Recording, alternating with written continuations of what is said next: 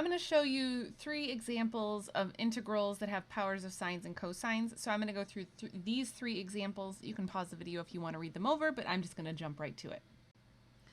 Okay, so moving on to B here. So now we have a different situation. So I've got cosine cubed 4x and then sine to the fifth 4x. All right, so what do we do? So this is a situation where I would eventually like to get to substitution. Since both sets of powers are odd, I can technically manipulate either one, but there is an easiest choice. So kind of what your goal is to split up, let's say, the lower of the powers, since they're both odd. So let's split up this into cosine squared 4x, cosine 4x, and then of course we still got the sine to the fifth 4x. Okay, so now I am going to use one of my handy dandy identities. If you don't have these, I think these are really helpful for these types of problems. So the Pythagorean identity is going to be helpful. So I'm going to just solve this for cosine squared. So cosine squared can be replaced with 1 minus sine squared 4x. I'm going to bring the sine to the fifth next to this, and then I'm going to send that other cosine to the end. And so now you can see how this is kind of like priming us to use substitution again. So this is kind of the trick with these types of problems. Okay, so I will end up having sine to the fifth 4x minus sine to the seventh 4x, and then cosine 4x dx. And so now my u can be sine 4x, therefore my du is 4 cosine 4x. So 1/4 du is going to be cosine, oops, and I forgot my dx, 4x dx. Okay, so I'll make a little space. Okay, and so now, let's see, I'll bring the 1/4 out. So, all right, so now I've got u to the fifth minus u to the seventh du. That's what I'm left with, right? And so now I'll have 1/4, so let's see, this will be 1/6 u to the sixth minus 1/8 u to the eighth plus c. So then when all is said and done and I multiply out the 1/4, I'm left with 1 over 24 sine to the sixth 4x. Let's see, 4x minus 1 over 32 sine to the eighth 4x, and then don't forget the plus c.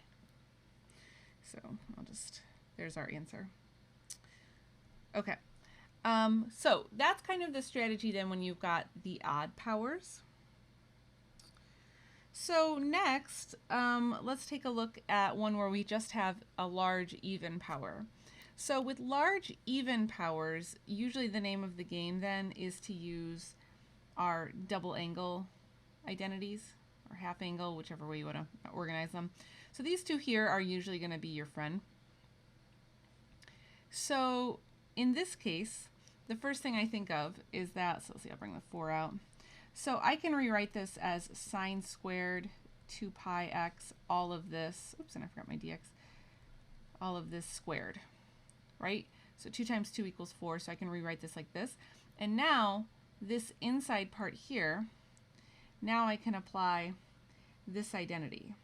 Now I have 2 pi x here, which means that I need to multiply this 2 by 2 pi. So this will become 4.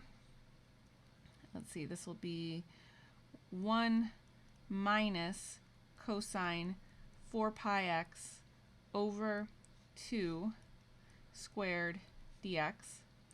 Okay, and so now, let's see, this will end up becoming 1 minus 2 cosine 4 pi x plus cosine squared 4 pi x, all of this over 4.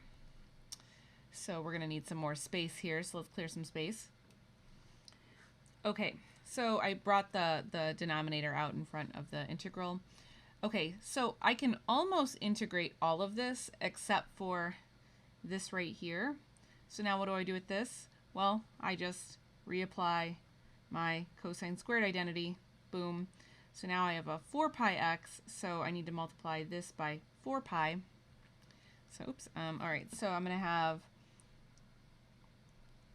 1 minus 2 cosine 4 pi x plus, and then let's see, this will be 1 plus cosine 8 pi x over 2. Okay, so I'm going to integrate this like a step. Actually, I want to go one step farther with this. So let me break this up. I want to view this as two separate fractions. So let's view this as 1/2 and then cosine 8 pi x over 2. So let's view it like that. And so now I've got 3 over 2 minus cosine 4 pi x plus 1/2 cosine 8 pi x dx. All right, so now it's integration fun time. And this is totally messed with me. Okay, so when I integrate, this will be 2 times 1 over 4 pi. Don't forget the 4 pi, right? Because the constant here is 4 pi. That totally messed with me on an earlier iteration of this video. And then 1/2 times 1 over 8 pi sine 8 pi x and then plus c. So when all is said and done, I have 3 over 2x minus 1 over 2 pi sine 4 pi x plus 1 over 16 pi sine 8 pi x plus c. Okay. All right, so that brings us to the end of this video. So I will catch you guys in the next one. Thanks for watching.